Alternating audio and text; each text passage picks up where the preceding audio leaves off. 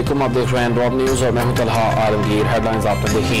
अभी आपको बता रहे हैं इस्लामाबाद के सेंटोरस मॉल में आग लगने के वाक़े का मुकदमा थाना मुगला में दर्ज कर दिया गया है। DawnNews के नुमाइंदे शकील करार से बात करेंगे। शकील बताएगा मुकदमे का मतन क्या है?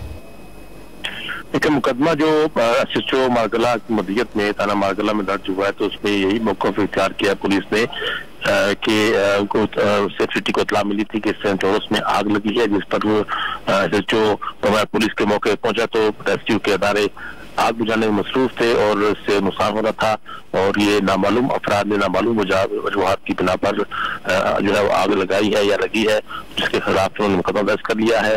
और इसके साथ साथ गुज़श्ता रात जो डिप्टी कमिश्नर ने 2 नोटिफिकेशन जारी किए थे, उसमें एक इंक्वायरी कमेटी बनाई है एडिशनल डिप्टी कमिश्नर के सरबराही में, जो इस मामले की तहकीकात करेगी। इसमें CDA का अफसरान भी शामिल है, जबकि इसके साथ साथ CDA ने डिप्टी कमिश्नर ने एक और नोटिफिकेशन जारी करते हुए सेंटोरस माल के 3 टावर को सील कर दिया, जबकि आग जो है वो एक टावर में लगी थी। बहुत शुक्रिया शकील आपका।